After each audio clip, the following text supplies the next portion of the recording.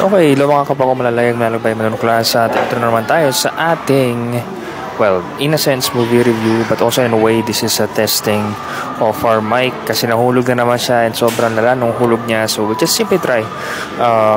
If this works right, I'll be posting this and I need your comments down below if nag-work itong video na ito and okay pa yung mic natin. If not, then, well, it's not.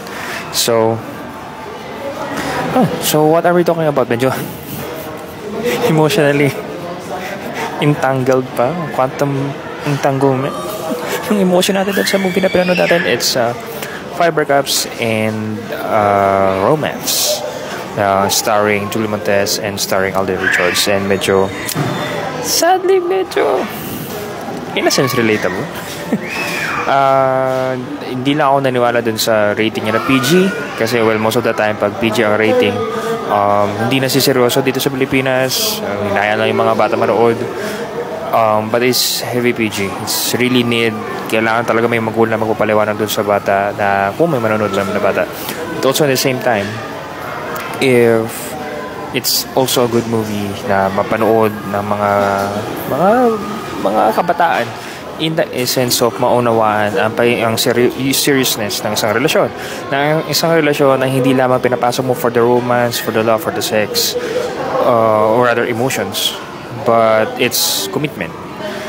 Yung nga, quantum entanglement. Kasi magiging parte ka ng buhay ng taong yun, whether maging kayo o hindi, gustuhin mo man o hindi, magiging parte ka talaga ng buhay na yun. Magiging isa kang, paano pag sinabi mo mancha no? Pero magiging part ka talaga ng buhay na nun. You will be affecting that person for the rest of your life, for the rest of the person's life. So, yeah. But, all the more, do I like the movie? Yung unang part, medyo, sabi ko nga, hindi ko siya gawa na review.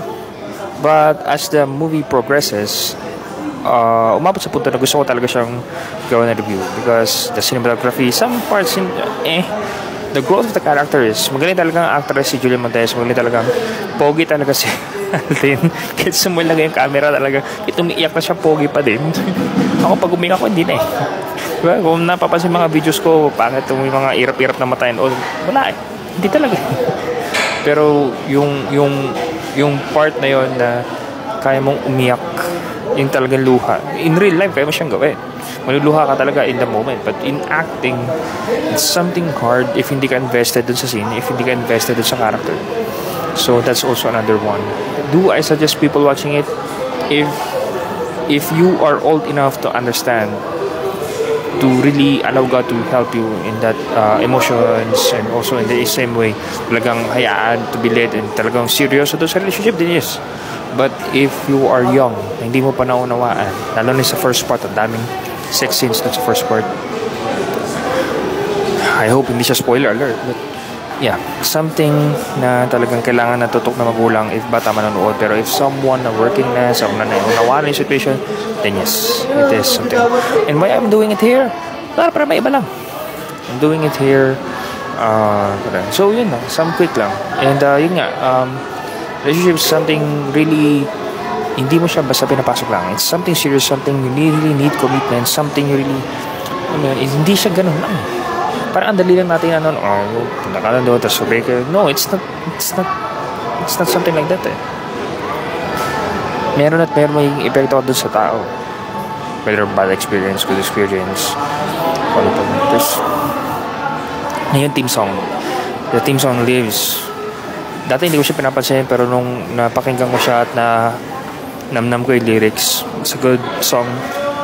Lalo na nung sabi ko kung magkakaroon ng movie video ang Lives, this movie, yung Sock na Sock doon sa meron pa isang movie si Gabby Garcia sa si Khalil Ramos sa isang kanta din ng Ben and Ben na it's swak din yung movie, pero here Sock sa Lives. So yun lang, pabilisin ko lang para hindi na masyado matagal yung ating video, and also at the same time yan, makakain na tayo.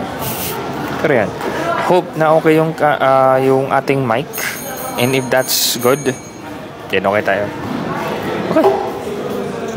In all things, especially in relationships, because hindi lamang ikaw apektado, but even the future of your sons and daughters will be.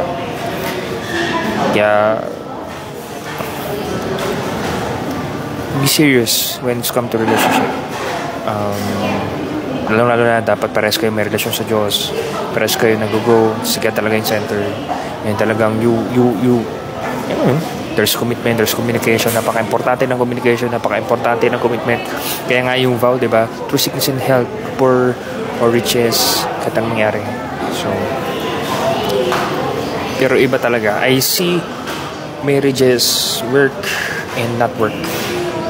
Ang difference lang yung relationship with God. Pero yung okay, nagkamali mo, there's mistakes, but with the relationship with God, talagang nag-work siya. Talagang there's commitment, there's humility, there's partnership. But if papairalin lang yung, let's just make it, pairalin mo lang yung pride mo, pairalin mo lang yung walang communication, mahirap, hindi talaga siya mag-work.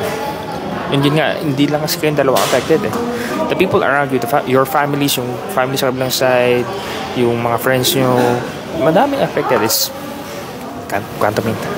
daming affected. Sobrang daming affected. So it's not something to play with. It's something serious. So, yun lang. And as always, gonna go and gonna grow with God.